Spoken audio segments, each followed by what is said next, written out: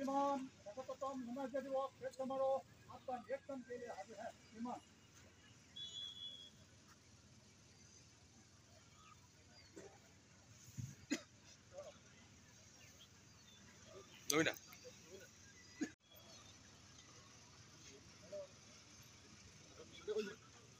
চিকিৎসা বিভাগ আৰম্ভ কৰে। আয়ুৰ্বেদিক চিকিৎসাৰ বাবে এটা আয়ুষ চিকিৎসা কক্ষ স্থাপন কৰা হয়।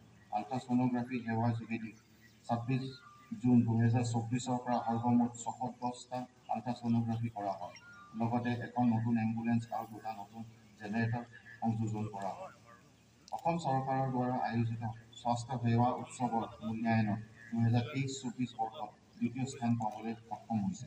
ভাৰত চৰকাৰৰ স্বাস্থ্য বিভাগৰ প্ৰসূতি মাতৃসকলৰ প্ৰসৱ ব্যৱস্থাৰ উন্নতিকৰণৰ মূল্যায়নত 2023-24 মোৰ শ্ৰদ্ধাৰ মুক্তিযোদ্ধাসকল, ডিমৌ বিধানসভা সমষ্টিৰ মাননীয় বিধায়ক মহোদয়, ডিমৌ সন্মানীয় বয়োজ্যেষ্ঠ নাগৰিকসকল, বিশিষ্ট ব্যক্তিসকল, সাংবাদিক বন্ধুসকল, বিভিন্ন বিভাগৰ বিষয়া কৰ্মচাৰী, শিক্ষক শিক্ষয়িত্ৰী তথা ছাত্ৰ ছাত্ৰী আৰু উপস্থিত ৰাইজলৈ গণৰাজ্য দিৱসৰ আন্তৰিক শুভেচ্ছা আৰু অভিনন্দন জ্ঞাপন কৰিলোঁ।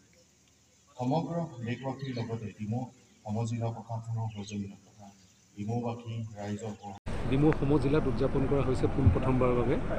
আৰু মাননীয় মুখ্যমন্ত্ৰী ডাঙৰীয়া এটা আশা আছিলে যে maximum administration to the grassroot level, যিমান আমি আমাৰ তৃণমূল পৰ্যায়ত আমাৰ এডমিনিষ্ট্ৰেশ্যন লৈ যাব পাৰিম, সিমান আমাৰ দেশখনৰ ভৱিষ্যতৰ কাৰণে আমি সুৰক্ষিত কৰিব পাৰিম।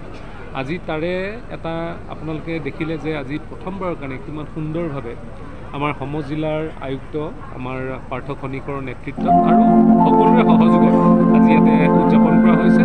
আৰু মই ভাবোঁ ভৱিষ্যতে আমি এই কেন্দ্ৰ হিচাপে আমি উন্নয়নৰ যিখিনি পৰিকল্পনা, সেই পৰিকল্পনা আমি আগবাঢ়ি যাব পাৰিম। আৰু আজি সকলোকে